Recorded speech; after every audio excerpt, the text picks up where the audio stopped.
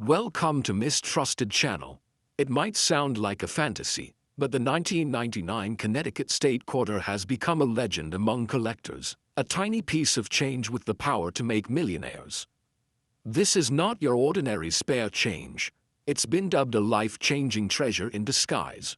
We'll uncover why this particular quarter dollar from 1999 could be worth far more than its face value, how to identify the rare pieces, and reveal astonishing auction results, including one figure so high it's almost unbelievable. Stick around, because by the end, you'll see how a humble quarter might hold the keys to a fortune. The 1999 Connecticut Quarter was part of the very first year of the U.S. Mint's famous 50-state quarters program. It was actually the fifth issue released in 1999 and the final state quarter of that inaugural year. Featuring an intricate depiction of the famed charter oak tree on its reverse, this coin pays homage to a bold piece of Connecticut's history, a tree that, according to legend, hid the state's royal charter from an English governor, symbolizing the spirit of independence. With the name, Connecticut, arcing above a leafless oak and the motto, the charter oak, inscribed below its branches, the design itself is striking. On the obverse, of course, is the familiar profile of George Washington, but even that was modified to accommodate the new state-themed design on the back. When this quarter launched on October 12, 1999, collector enthusiasm was off the charts. People were lining up at banks to grab rolls of the new state quarters, and as a result, hundreds of millions of Connecticut quarters were minted. The Philadelphia Mint struck about 688,744,000 of them, and Denver produced another 657,880,000, over 1.3 billion in total, so at first glance it's a very common coin. With so many made, you might be thinking, how could this possibly be rare or valuable? The truth is that not all Connecticut quarters are created equal. Most are indeed only worth 25 cents. However, a tiny fraction of them, under just the right circumstances, have turned into coveted collector's items worth far more. There are two main reasons why a 1999 Connecticut quarter could fetch big money: exceptional coin grade, condition, and rare errors or varieties. First, let's talk about condition, often described in terms of grade by coin experts. Although millions of these quarters exist, almost all of them went into circulation and got banged up, scratched, or worn over the years. Finding one in pristine, untouched condition today is extremely difficult. Collectors and grading companies use a 70-point scale, the Sheldon scale, to rate a coin's condition, where a perfect MS-70 is basically unheard of for circulation coins. Most nice-looking quarters from your pocket change might grade MS-60s, mint state 60+, but the real prizes are in the high 60s. MS-67, Mississippi 68, Mississippi 69, these are nearly flawless coins that look as if they were just struck and never handled. For a common coin, those high grades become rare and highly desirable. In fact, the highest auction price ever recorded for a 1999 Connecticut quarter was an astonishing $4,362. Imagine that, paying over $4,000 for a single quarter. This record-setting coin was graded MS-67, nearly perfect, and sold at a 2006 auction. According to experts, if a Connecticut quarter in even higher grade were to surface, and amazingly one coin has been certified at the lofty grade of MS-69 by PCGS, Professional Coin Grading Service, it could shatter that record. We're talking about the potential of a new record price if that MS-69 ever hits the auction block. Even in slightly lower grades, these coins have brought serious money. For example, a top-grade Denver minted 1999 Connecticut quarter mint mark D sold for $2,300 on eBay in March 2018. That's $2,300 for what started as a common circulation coin, literally thousands of times its face value. And high-grade Philadelphia mint examples routinely sell in the high hundreds to thousands of dollars as well. Clearly, condition is king in coin collecting. If you have a 1999 quarter that looks untouched, it might be worth getting it graded, Because the difference between an average circulated quarter and a top population specimen is the difference between $0.25 and a small fortune. But superb condition isn't the only way a quarter can become valuable. The other huge factor is rarity due to errors or unusual varieties. And the 1999 Connecticut quarter has some fascinating error coin stories that truly elevate it from ordinary to legendary. Minor errors do exist on some of these quarters. For instance, a few show light doubling, a doubled image on parts of the design, such as an extra outline on the date or the tree's branches, due to a mishap in the die-making process. Others might have small die chips, tiny raised bumps from a bit of the die breaking, or be slightly off-center in strike. These kinds of minor errors are neat to find and can be worth more than face value, maybe a few dollars up to $100 depending on severity, but they pale in comparison to the holy grail of Connecticut quarter errors, the famous experimental planchet quarters. Coin-identifier.com. What is an experimental planchet? This is where the story gets really interesting.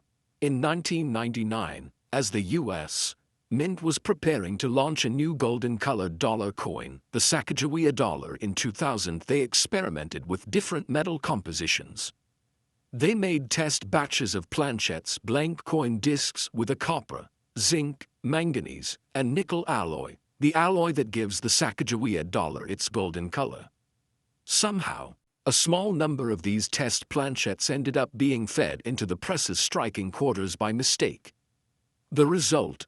A handful of 1999 state quarters, including Delaware, Pennsylvania, New Jersey, Georgia, and Connecticut, were struck on these golden-looking planchets instead of normal quarter metal. According to coin researchers, approximately 15 to 20 of these mysterious golden quarters escaped into the world, spanning all 5 state designs from 1999. Each of those coins shouldn't exist.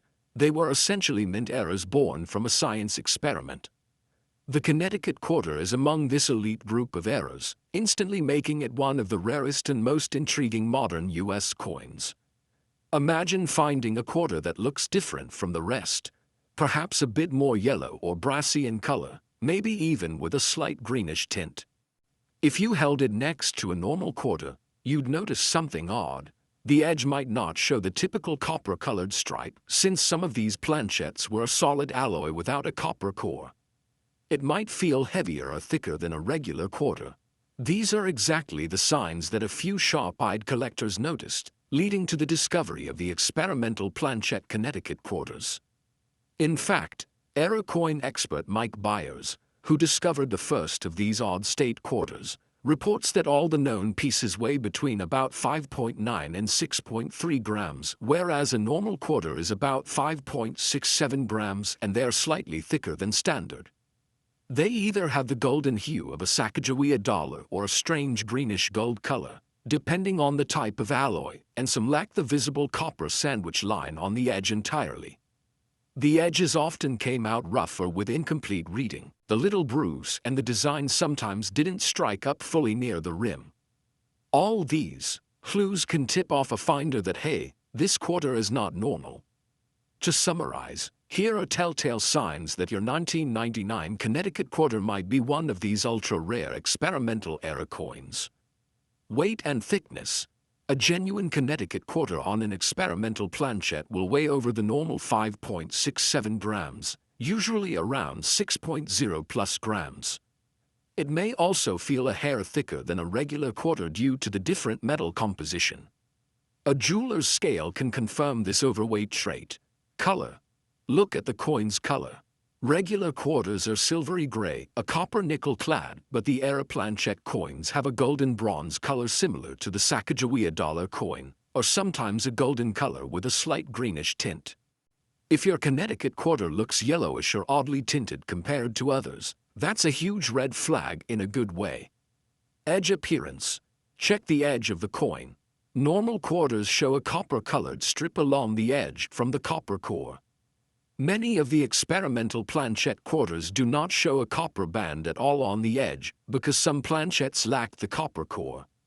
Additionally, the edge might appear rough or uneven.